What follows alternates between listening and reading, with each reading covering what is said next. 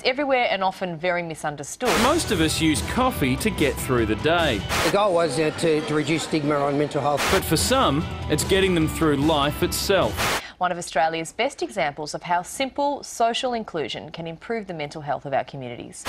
Showing the public that people with mental illness aren't necessarily bad people or lunatics or anything like that. There are 3 Madcap cafes. The goal is to establish 40 across Australia. We have well-trained, great employees ready to go into the marketplace. We just need great employers to take them on. I'm here, I'm wanted, I'm needed, I'm well. That's how it feels. It's a very high happiness.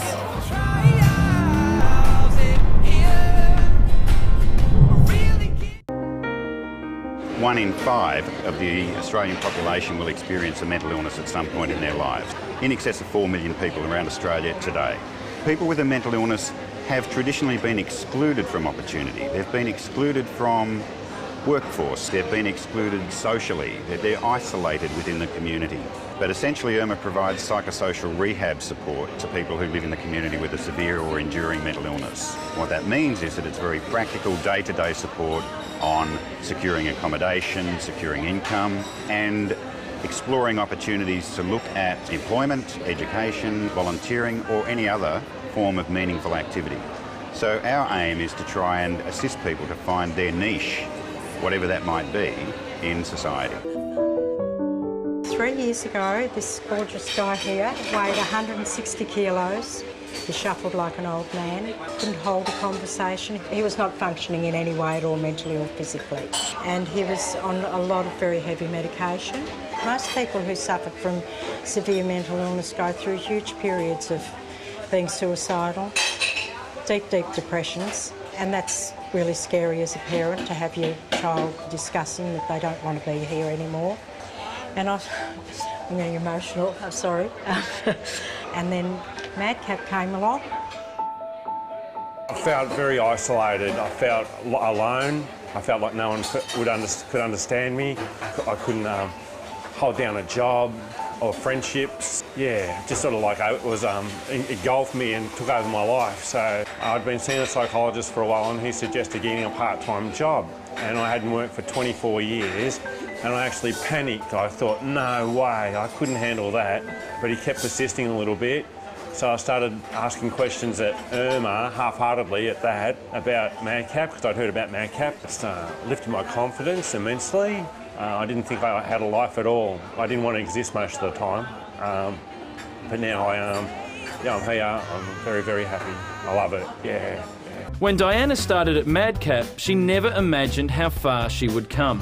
So I went from dishes to the coffee machine and the cash register, and I was so scared.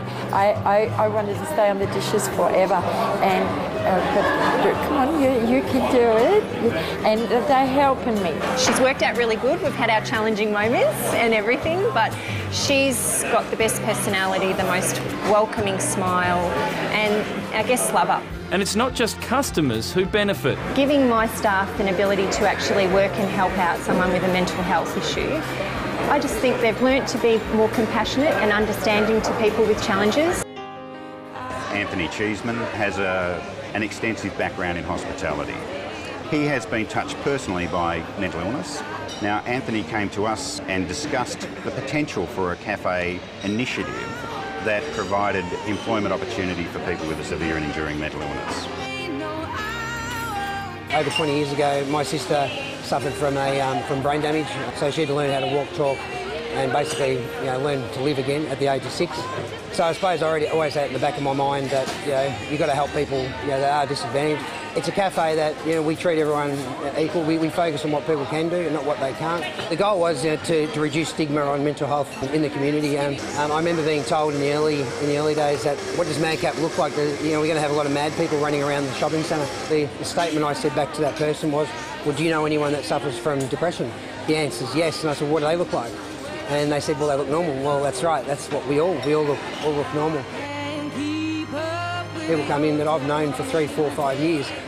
I've thought I've known until we came here and they read the sign that we have to our right here, and they read it and weep and cry, and then they tell me about their brother, their sister, their son, their daughter and the problems that they're having. So they realise that we're here for them.